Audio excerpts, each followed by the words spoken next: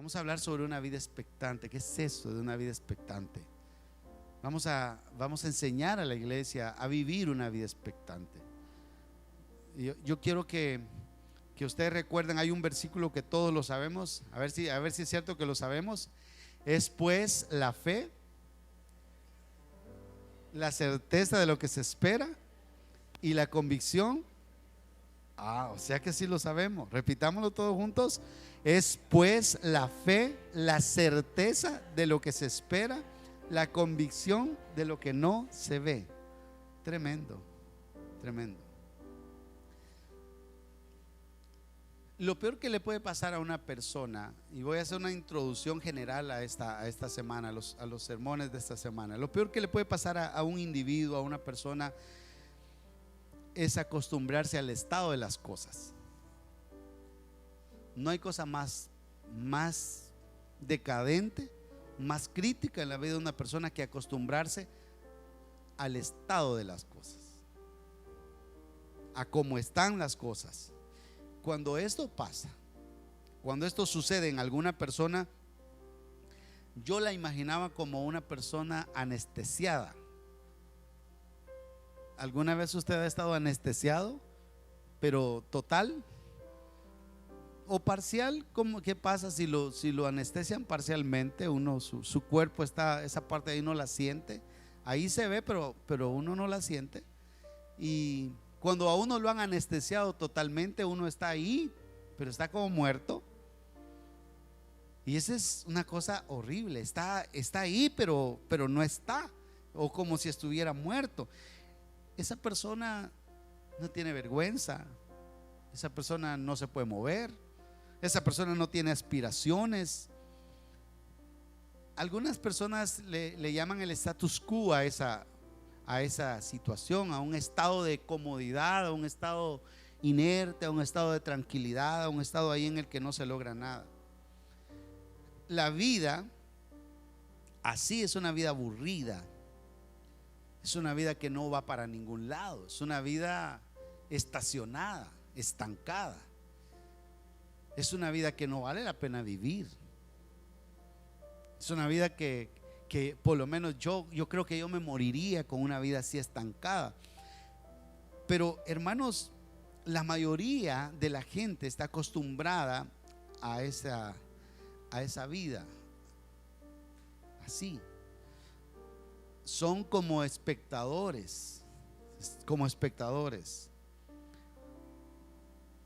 Están expectando, están viendo, pero no son actores de la vida.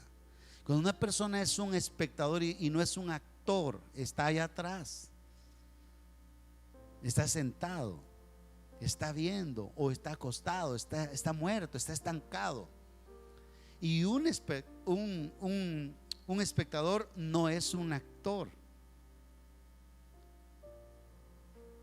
o puede ser parte de la acción, pero es el espectador pasivo, es un espectador.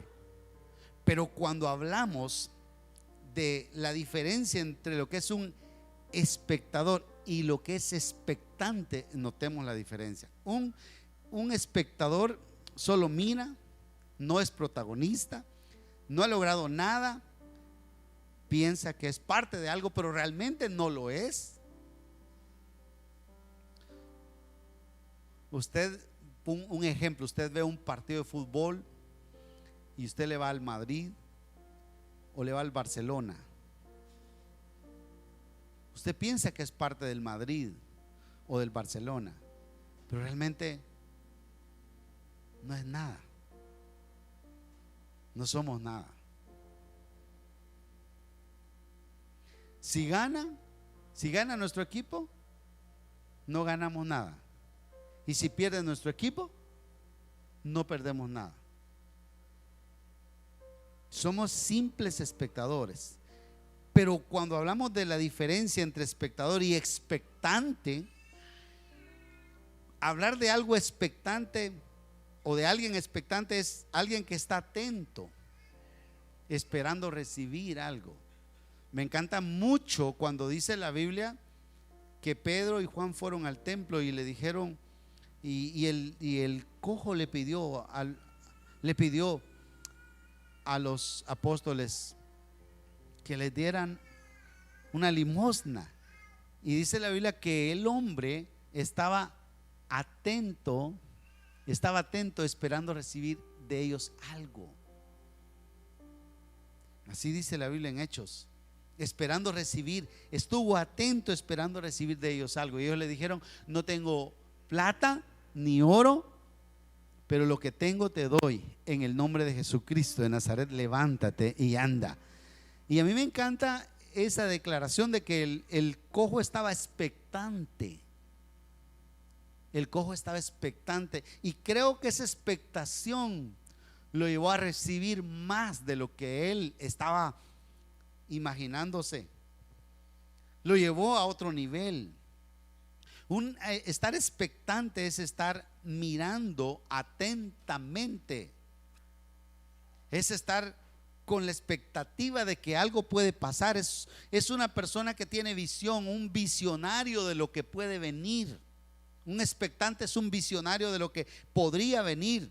Su enfoque en este caso es en el futuro, su enfoque está en el más allá, su enfoque está en un poder superior a él. No está adentro de él, sino que está fuera de él. Está viendo más allá. No está viendo lo que él puede producir, no está viendo lo que él es capaz, sino está viendo más allá, yendo más allá. Y mira hacia adelante y habla diferente, su lenguaje es diferente, su mirada es diferente, su expectativa cambia, su aspecto cambia, porque él es alguien que está mirando hacia adelante, algo que ve, algo que otros no ven, algo que puede suceder. Es como decir, esta es una persona que tiene visión, esta es una persona que mira lo que otros no ven. Empieza a hablar diferente, empieza a cambiar, empieza a ver las cosas diferentes. En la Biblia hay un capítulo que es el capítulo de Hebreos, capítulo 11, el 11, que es el primer versículo que memorizamos o que repetimos esta mañana. Ese capítulo se llama los héroes de la fe, el capítulo de los héroes de la fe, porque estos hombres tuvieron mucha fe. Quiero leer así rapidito en esta introducción los versículos 32 en adelante, y quiero que hagamos dos observaciones. 11:32, miren lo que dice: ¿y qué más digo?, dice el escritor a los hebreos, porque el tiempo me faltaría contando de Gedeón, de Barak, de Sansón, de Jefté, de David, así como de Samuel y de los profetas, que por la fe conquistaron reinos, hicieron justicia, alcanzaron promesas, taparon bocas de leones, apagaron fuegos impetuosos, evitaron filo de espada, sacaron fuerza de la debilidad, se hicieron fuertes en batalla, pusieron en fuga ejércitos extranjeros. Las mujeres recibieron sus muertos mediante resurrección, mas otros fueron atormentados, no aceptando el rescate a fin de obtener mejor resurrección. Otros experimentaron vituperios y azotes, y a más de esto, prisiones y cárceles. Fueron apedreados y aserrados, puestos a prueba, muertos a filo de espada. Anduvieron de acá para allá, cubiertos de pieles de ovejas y de cabras, pobres, angustiados, maltratados, de los cuales el mundo no era digno, errando por los desiertos, por los montes, por las cuevas y las cavernas de la tierra. Y todos estos, aunque alcanzaron buen testimonio mediante la fe, no recibieron lo prometido. Cuando uno lee todo el capítulo, encuentra dos cosas observando. Uno, que ahí están juntos en ese capítulo quienes experimentaron gran victoria con los que no experimentaron ninguna victoria, y siempre se llaman héroes de la fe.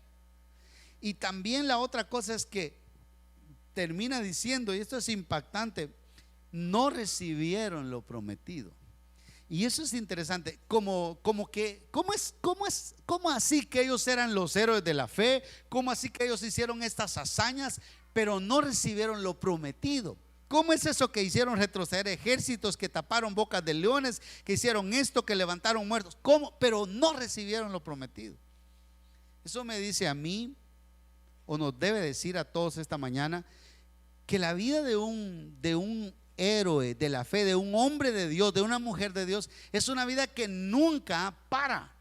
Es una vida que no se termina, es una vida que va y que va y que va y que va, y que hoy hace una cosa y mañana otra y mañana otra y mañana otra, pero nunca tiene un final. Es expectante. La vida de un cristiano es expectante. La vida de un cristiano no tiene fin. No puede decir uno como cristiano: aquí topé, o ya se acabó la sorpresa del Señor. El Señor te puede sorprender hoy de una manera sorprendente, y te puede sorprender mañana, y te puede volver a sorprender pasado, y te puede sorprender dentro de un año, dentro de 10 años, 1000 años. Al Señor no se le acaba la dinamita. Dios es poder, Dios es poderoso, Dios es grande, y Dios puede hacer cosas maravillosas en tu vida y en la mía. Pero entonces quiero decir que esto nos hace pensar que entonces la vida de un cristiano es expectante, o debe ser una vida expectante, una vida, y uno debe preguntarse: ¿y ahora qué viene? ¿Y ahora qué es lo que el Señor va a hacer a través de mí? ¿Y ahora qué va a suceder? Eso no lo puede hacer uno que no sea cristiano. Eso no lo puede hacer uno que no tenga al Señor, pero sí lo puede hacer un verdadero cristiano, un hijo de Dios. Lo puede hacer alguien de verdad que confíe en el Señor. Y por eso esta semana yo quiero compartir 3 ejes sobre esta vida expectante. Número 1, la fe que nace. Número 2, la fe que hace. Y número 3, la fe que espera. Así que si usted dice: yo no soy un hombre de fe o una mujer de fe, yo espero que esta semana usted termine siendo un hombre o una mujer de fe. Si usted ha estado esperando y dice: pero ya me cansé de esperar, yo quiero decirle que hay fe para esperar. Si usted dice: mire, yo no sé cómo hacer, pero mi fe va a nacer, y hoy vamos a empezar a hablar de eso. ¿Están de acuerdo, hermanos? ¿Me acompañan? Número 1, entonces, la fe que nace. Hablemos de la fe que nace. Y vamos a pensar en estos días, en este momento, en estos minutos, sobre la fe que nace. Hagámonos algunas preguntitas. ¿Por qué algunos tienen más fe que otros? ¿Por qué será que algunos tienen más fe que otros? ¿Usted se ha preguntado por qué en la Biblia se menciona a hombres y mujeres en el capítulo 11 de Hebreos que son héroes de la fe, pero ahí no están todos los hombres de la Biblia? ¿Por qué? ¿Por qué razón su hermano, su esposo tiene más fe que usted? Usted ha flaqueado ya y ha dicho: mire, yo no sé, pero no, es que no, yo ya no creo que esto pueda suceder. Y su esposo le dice: no, va a suceder, tranquilo o tranquila. O viceversa. ¿Por qué, hermano? ¿Por qué será que algunos tienen más fe que otros?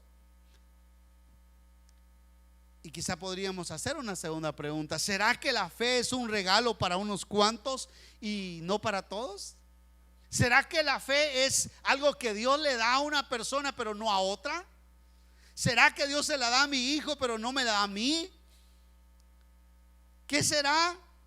Yo debo decir esto: yo en los años que tengo como pastor me he encontrado con que la gente siempre tiene problemas con este asunto de la fe.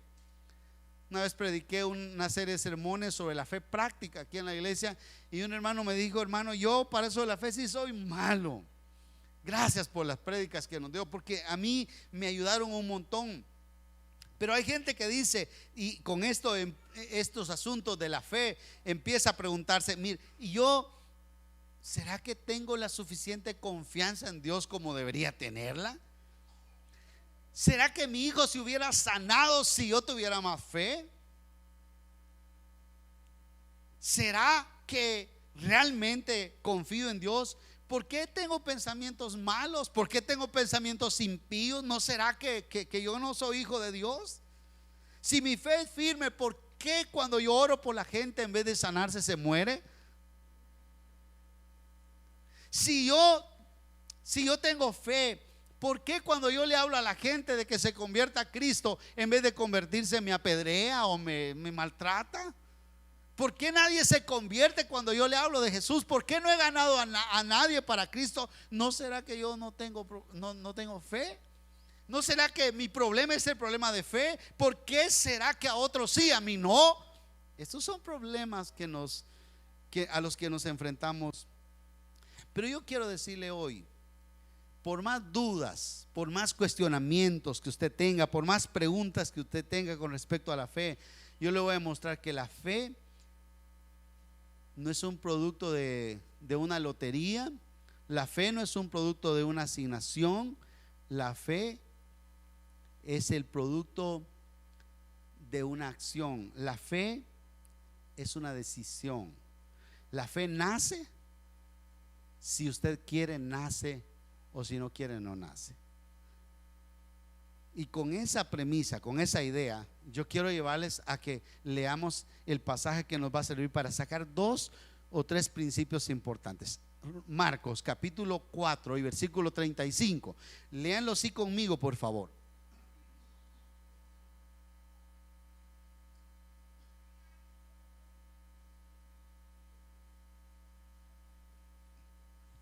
Si usted es de los que dice yo no tengo fe, no sé cómo se consigue, esta mañana con la palabra yo voy a tratar de ayudarle a que usted tenga fe.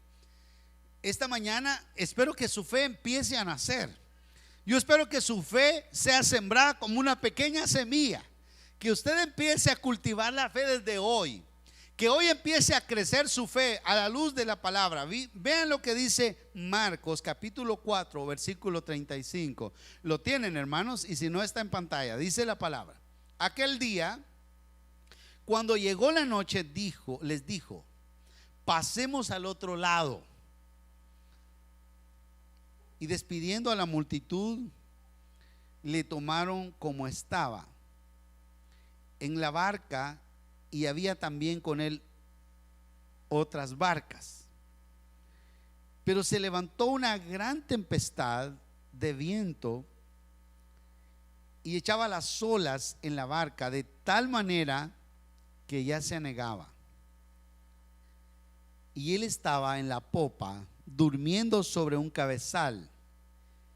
Y le despertaron y le dijeron: maestro, ¿no tienes cuidado que perecemos?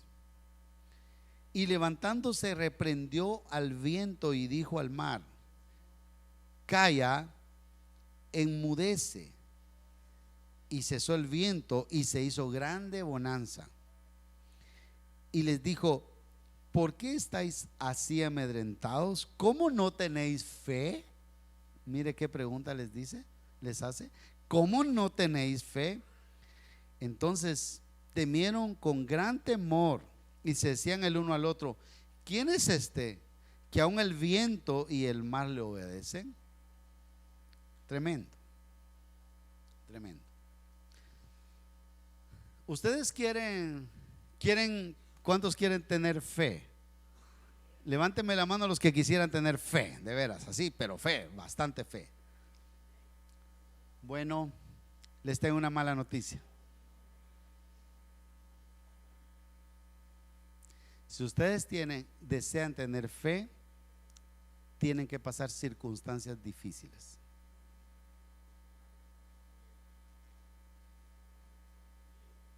¿Sabe dónde nace la fe? La fe no nace en la bonanza. La fe no nace en la abundancia. La fe no nace en la salud. La fe no nace en la tranquilidad. La fe nace en la escasez, en la enfermedad, en el desprecio, en el cansancio, en la angustia. La fe nace en las circunstancias difíciles de la vida. Cuando usted está pasando por un momento adverso, cuando usted está pasando por las no respuestas, por la falta de respuestas, entonces empieza la fe a funcionar en el corazón de una persona. Y yo quiero que ustedes vean cómo en esta situación, aparentemente en esta crisis que están viviendo los discípulos, el Señor los señala de que no tienen fe y que lógicamente hay una manera diferente en la que ellos enfrentaron las circunstancias adversas que estaban pasando. ¿Cómo está Jesús? ¿Qué está pasando con Jesús? Ellos van cruzando el mar de Galilea, van hacia el otro lado, pero en medio del mar se levanta una tempestad. Y la tempestad era tremenda, que la pequeña barca se hacía de un lado para otro y todos los discípulos estaban ahí en la barca. Jesús está en la barca, pero Jesús ha ido a la popa y se ha acostado a dormir ahí abajo, allí en la parte de más abajo, ahí se acostó a dormir. ¿Cómo es eso que Jesús está durmiendo y los discípulos están muriendo? Porque ellos están pensando, el mar nos va a tragar, nos vamos a hundir, no tenemos escapatoria, y ellos están pensando que se van a hundir, pero Jesús está durmiendo. Miren, yo puedo decir, y creo que debemos sacar esta lección, lo que los discípulos están haciendo es luchando contra lo imposible. Pero de repente esa es una cosa normal, es una cosa humana, natural en el ser humano, que uno, yo creo que se puede estar muriendo en el centro del mar y uno siempre está pataleando, ahogando y viendo cómo sale de ahí. Uno sabe que nunca va a salir, pero uno no se muere así. Bueno, entonces aquí estoy muerto. Usted dice, no, yo me muevo y grita y mueve la mano y hace cualquier cosa, porque ese es el sentido del ser humano de supervivencia. Intenta sobrevivir, intenta no hundirse fácilmente, lucha con la muerte. Él sabe que nadie lo va a sacar de ahí, se va a ahogar, ya no hay, pero él lucha. O a usted lo tiran al horno de fuego y usted dice no, y patalea y ve qué hace, pero usted no se deja morir. Y eso que está, el fuego está caliente, es un horno, porque así somos los seres humanos. Pero a veces los seres humanos luchamos con nuestra fuerza, con lo imposible, con nuestras fuerzas, o luchamos en lo imposible con nuestras fuerzas, y eso no funciona. Para luchar en los momentos adversos, en los momentos difíciles, nosotros no tenemos que luchar con nuestras fuerzas, porque nuestras fuerzas no son suficientes. Cuando uno está enfrentando una situación adversa, no tiene que decir, yo sé que tengo amigos que me pueden ayudar, yo sé que puedo ir allá, yo sé que puedo hacer esto, puedo hacer lo otro. Uno tiene que confiar en Dios plenamente. ¿Están de acuerdo, hermanos? Ahora, cuando usted confía en Dios plenamente, Dios va a abrir una vía de escape, Dios va a dar una salida. Pero usted lo que hizo fue confiar en Dios de una manera total. Los discípulos no están confiando en Dios, no están confiando en el Señor, no que están confiando en que ellos son buenos para mover sus barcas, para luchar contra el mar, y están luchando en sus fuerzas. Pero de repente se dan por vencidos. En medio de toda la lucha y la estrategia que ellos tienen, se dan por vencidos y dicen, bueno, aquí lo que tenemos que hacer es buscar a Jesús, ya no hay otra alternativa. Y ahí empiezan a hacer la fe. Recurrieron a Jesús. Jesús está durmiendo. ¿Por qué la diferencia entre Jesús y ellos? ¿Por qué Jesús está durmiendo y ellos no? Pues la diferencia es que Jesús sabe que el mar no les puede hacer daño mientras Él esté ahí. Jesús es el padre de la fe. Jesús es el autor y consumador de la fe. Entonces Jesús está tranquilo durmiendo en medio de la tormenta. Él confía que la tormenta no les hará daño. La pregunta que yo les hago esta mañana es: ¿y ustedes cómo han actuado en medio de la adversidad? ¿Patalean? ¿Patalean en su supervivencia humana o empiezan a confiar en el Señor? ¿Cómo reacciona usted en medio de cosas imposibles, casi imposibles? ¿Qué hace usted? Yo estaba recordando justamente una historia de mi padre. En 1976 estaba chiquitito, pero todavía recuerdo eso, porque fue en la familia, fue como algo como algo que se vivió, y que se comentó mucho. El terremoto de Guatemala fue muy fuerte en ese entonces, murieron muchísimas personas. Entonces toda la gente, por indicaciones de las organizaciones de protección civil, dieron la indicación que todos teníamos que salirnos de nuestras casas y hacer unas covachas, unas champas en los patios de las casas, en donde fuera, pero que teníamos que salirnos porque las réplicas o ¿cómo se llama eso? Iban a estar dándose y que uno no sabía lo que podía pasar. Así que toda la gente se salió, hicieron sus champas y dejaron sus casas. Y mi papá no se salió de su cuarto. Y todos le decían, pero sálgase, va a temblar otra. Y es que seguía temblando, fue algo que no paraba de temblar. Y él dijo, bueno, si es la voluntad del Señor, me voy a morir. Pero si no es la voluntad del Señor, no me voy a morir. Y miren, nosotros dormimos en el frío, aguantando frío, y él durmió calientito y no se murió por el terremoto. Yo digo, qué interesante cuando uno puede confiar en que Dios tiene el control de las cosas. Pero ese es el producto de una experiencia de crisis. Yo pensaba que mi papá tenía fe, porque él podía confiar en que Dios tenía el control. Había crecido, había dado una lección de fe en su vida, había pasado por lo menos la primera lección seguramente. Y eso es justamente lo que tiene que pasar cuando uno está enfrentado a una situación difícil, a una crisis difícil en su vida. Uno tiene que tener la capacidad de poder responder con fe ante esa situación. Y si uno logra responder, entonces uno podrá empezar a crecer en la fe. ¿Usted se acuerda de la experiencia de los muchachos en el horno de fuego? ¿Se acuerdan? Dice que cuando el rey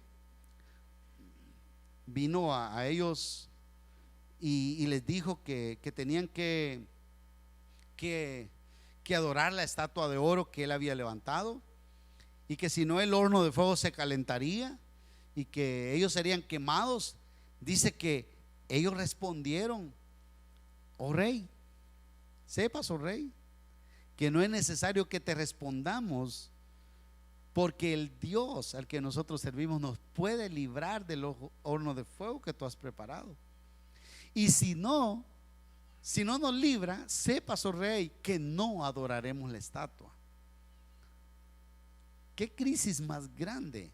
Están enfrentados al horno de fuego y ellos tienen que tomar la decisión de si adoran la estatua de oro o siguen siendo fieles a Dios. Y la decisión era de vida o muerte, pero ellos dijeron: estamos decididos y queremos que sepas, oh rey, que no adoraremos la estatua de oro que has levantado. Eso es justamente lo que hizo que la fe naciera. Bueno, que la fe creciera. Seguramente ellos tenían una fe que habían experimentado ya etapas, momentos difíciles, momentos críticos en su vida, que los había hecho crecer en su fe, hasta que ellos llegaron en ese momento a poder decir: tenemos fe. Lo que pasa es que muchos de nosotros no hemos pasado ni la primera lección, ni la introducción de la primera lección de fe en la vida. Muchos de nosotros no hemos pasado, pero ni siquiera la primera línea de la lección de fe, de la lección 1 de fe. Y por eso cuando viene una situación adversa, nosotros nos derrumbamos, nosotros nos morimos. Pero debemos aprender a confiar en el Señor. Debemos aprender que nuestra fe puede crecer y podemos enfrentar hoy una situación difícil. Y la clave es: si yo paso esta situación difícil hoy, mañana va a venir una lección más difícil, y pasado va a venir una más difícil. Pero la clave es vencer tu lección de fe hoy, y eso va a hacer que tu vida entonces no se vuelva estática, que tu vida no se vuelva rutinaria, que tu vida no sea natural como las plantas o como los hombres y mujeres que no viven en la fe, sino que viven solo por vivir. Entonces tu fe empezará a crecer. Lo mismo podríamos decir con Daniel. Daniel, cuando va a ser echado en el foso de los leones, ustedes saben lo que el rey dijo y le pidió que por favor Daniel dijo no, y lo echaron en el horno, en el foso de los leones. ¿Y qué pasó con Daniel? Daniel amaneció el siguiente día tranquilo, durmiendo en la espalda de un león, porque él había crecido en fe, su fe había nacido y se había desarrollado, había crecido. Yo le hago una pregunta: ¿usted ha tenido tormentas en la vida? ¿Momentos difíciles? ¿Cuántos han tenido momentos difíciles? Es más, yo creo que algunos están pasando momentos difíciles ahora. ¿Cómo han reaccionado, hermanos? Pero la pregunta hacia el futuro: ¿cómo van a reaccionar con la próxima tormenta? ¿Cómo vamos a reaccionar? Si ya pasamos la primera, ¿cómo vamos a reaccionar con la siguiente tormenta? Entonces la fe nace de una circunstancia difícil en la vida. La fe empieza a nacer ahí. La fe empieza a nacer en medio de las angustias, en medio de los problemas. Ahora, nace como un asunto de que vino del cielo y cayó sobre mí, o nace como algo que yo construyo. Es diferente lo que es el don de fe. En algún momento vamos a predicar sobre el don de fe, pero yo no estoy hablando del don de fe, estoy hablando de otra cosa, de cómo la fe práctica, la fe en la vida natural se puede dar, o en la vida espiritual. La fe nace en la mente, nace en el corazón y nace en tu boca. Empieza a nacer en la mente, se va al corazón, y luego el corazón hace que tú puedas pronunciar lo que crees, hables. Y cuando tú lo hablas, entonces empiezas a accionar toda tu fe, toda la fe que hay en ti. Jesús le dijo a los discípulos en este episodio: ¿por qué estáis así amedrentados? Le puse atención a esa palabra, amedrentados, y la palabra quiere decir acobardados, agallinados. ¿Por qué están así gallinas? Miedosos. ¿Por qué estáis amedrentados? Y dice él: ¿cómo no tenéis fe? ¿Cómo no tenéis fe? ¿Y qué pasó con ellos? Entonces dice: temieron con gran temor y se decían el uno al otro: ¿quién es este que aún el viento y el mar le obedecen? ¿Qué significa esa pregunta? ¿Por qué no tenéis fe? A ver, ¿qué significa esa pregunta que Jesús les hace? ¿Por qué no tenéis fe? ¿O cómo no tenéis fe? ¿Qué les está queriendo preguntar? ¿O qué les podría preguntar Jesús si vamos un poquito más allá? Jesús también podría estar diciendo: deberían de tener fe, o podrían tener fe.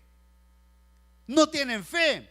¿Qué pasa? No tienen fe. Miran la tormenta y no tienen fe. Pero ¿por qué no tienen fe? Podrían tener fe.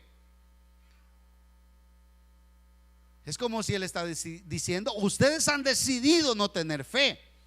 En medio de la tormenta ustedes tomaron la decisión de no tener fe. Y esa es la realidad de mucha gente. En medio de la tormenta la gente decide luchar por su cuenta o dejarse morir sin fe, pero no tienen fe. No toman la decisión de tener fe. Porque la fe es una decisión personal. La fe es como un músculo que hay que hacerla crecer, que hay que desarrollarla, que hay que hacerla trabajar. Y cuando uno le empieza a trabajar en medio de la angustia del ejercicio de la fe, empieza a crecer y a crecer y a crecer. Noten un pensamiento interesante en los evangelios. Cuando uno ve los evangelios, nos presentan a Jesús ejerciendo control sobre la naturaleza, sobre los fenómenos climáticos, sobre los espíritus. eh, inmundos, sobre los demonios, sobre las enfermedades, pero nunca sobre los discípulos. Nunca sobre los discípulos. Siempre está dejando que ellos decidan en cuanto a la fe. Y eso es interesante. Eso debe ayudarnos a reflexionar. Entonces, ¿qué es lo que está queriendo decir la palabra?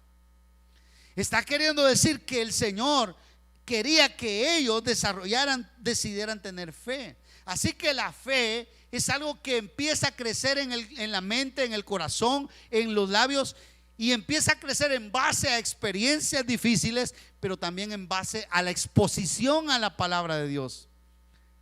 Entonces, cuando yo estoy pasando una tormenta difícil en mi vida, lo que yo debo hacer es tomar la decisión de lo que voy a hacer, si voy a actuar en fe o voy a actuar en mis fuerzas. Pero también yo debo ir a la palabra de Dios, porque mire que dice Romanos 10:17. Así que la fe es por el oír, y el oír por la palabra de Dios. Cuando uno empieza a oír la palabra, entonces la fe empieza a crecer. Dígale a su vecino: estás abonando tu fe esta mañana, hermano. Estás abonando tu fe, te felicito. Porque está exponiéndose a la palabra, a un episodio, a una situación difícil de los discípulos que ellos vivieron y cómo el Señor los confronta. Entonces, si la fe es por el oír y por el oír la palabra del Señor, la fe no es como algunos piensan. Mire, la fe es un salto al vacío. Usted tírese y no importa lo que usted mire, que no mire nada. La fe no es un salto al vacío. Eso no sería fe. La fe es un salto en base a una verdad. La verdadera fe, la fe en Dios o la fe de Dios es un salto en base a un principio, a una declaración, a una palabra. Por eso es que la Biblia dice que la fe es por el oír. Es decir, si la palabra me manda, si la palabra me da promesa, si la palabra me autoriza, entonces yo lo hago. Y si lo haces en la palabra, no hay problema más grande que Dios no pueda resolver. Dios tiene el poder para resolver tu problema, tu montaña, tu tormenta, tu temor, tu dificultad. Pero tiene que empezar. Es un proceso que Dios va permitiendo que se vaya dando en tu vida, y que va permitiendo que tú vayas avanzando y que vayas calificando, y se van dando acciones, y entonces empiezas a crecer en fe.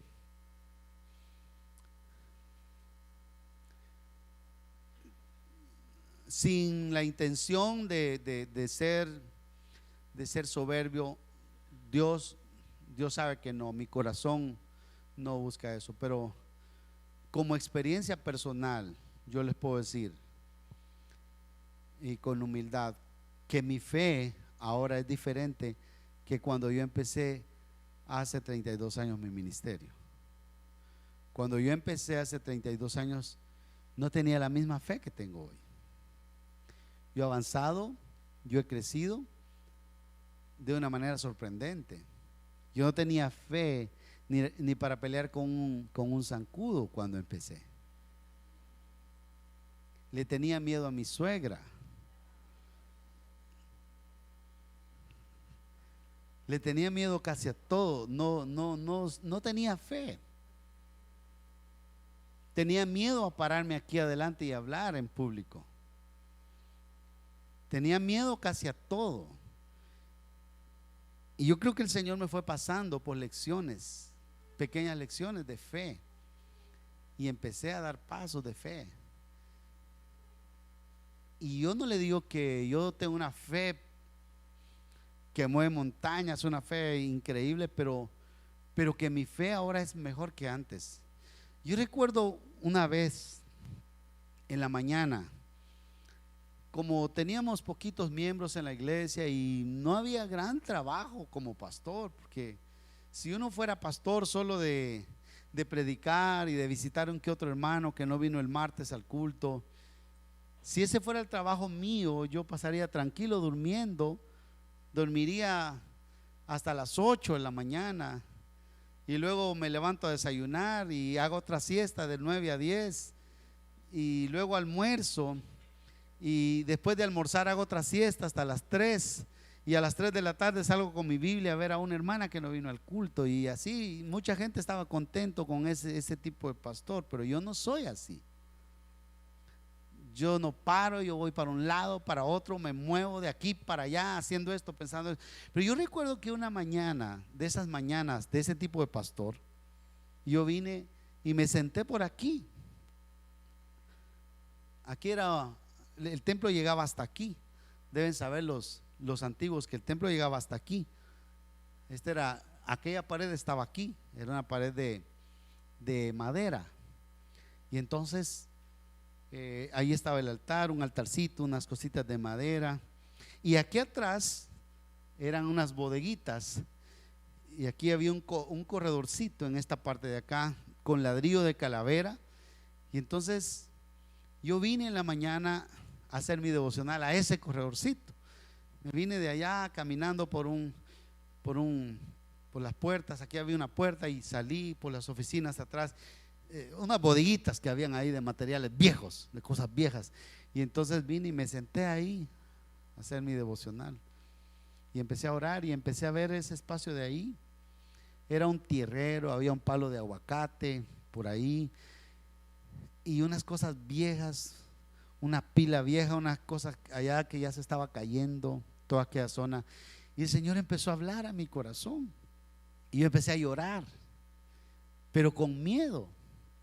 Y Él me dijo: ¿y qué vas a hacer con todo eso que está ahí? Y yo empecé a llorar y empecé a llorar. Y puedo recordar aquel día como hoy. Empecé a llorar. Y yo le dije: Señor, porque había unos días una hermana vino y me dijo: pastor, fíjese que me están obligando para que yo bautice y que yo haga la primera comunión con mi hija en la Madre del Salvador. Y yo le dije: hermana, no. ¿Y qué hago? Me dijo. ¿Qué hago, hermano? ¿Hago la comunión porque me están obligando o no? Y yo le dije: no la haga. Mejor sáquela de esa escuela, pero no le pueden obligar a la fe. Mejor llévesela a otro lado. Pero ¿sabe qué? Ya vamos a fundar el Colegio Emanuel. Eso es una locura, como a veces a uno la lengua se le va. Pero yo cuando estaba llorando aquí y viendo esa parte, el Señor me dijo: un colegio. Y hermano, y empecé a fundar el colegio. Empezamos, hoy tenemos 20 años que eso pasó. Y hemos visto cosas sorprendentes, hemos visto la mano de Dios de una manera sobrenatural. Y hemos estado creciendo como el Señor ha dicho. Yo he tomado decisiones, si usted quiere, decisiones locas o decisiones de fe, pero que antes no las tenía. Tal vez usted no alcanza a ver, pero aquí hay la copia de un cheque que yo emití ayer de $15,000. Y esos $15,000, ¿sabe para qué son? Ya compramos la escuela Canizales de ahí de enfrente. ¿Cuántos alaban a Dios por eso?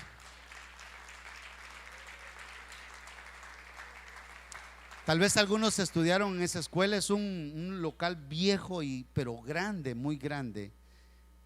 Y ya dimos $15,000 y va a costar $95,000. Y sabe, hermano, que el banco me hizo el valúo. Y el banco, según el valúo del banco, cuesta $156,000. Y a nosotros nos la dieron en $95,000. Y ya dimos 15,000 ayer. ¿Cuántos alaban al Señor por eso? ¿Sabe que estamos soñando con que en Santa Ana debe existir la la Universidad Evangélica Emanuel del Salvador? Ahí puede empezar, ahí puede ser la teología, ahí puede ser el colegio de teología, ahí puede ser un espacio para que la iglesia tenga actividades en grande. Es un lugar bien grande. no le van a ir a decir a la señora que está ahí, por favor, porque estamos en ese proceso, se tienen que salir ellos, así que guardamos por favor ahí, pero esa es lo que pasó, ya está el negocio, ya está el negocio, ya es una realidad. Entonces, pero si hubiéramos hablado de 20 años atrás, yo no tenía esa fe ni ese valor, pero la fe va creciendo. La fe nació y empezó a crecer y a crecer como una semita.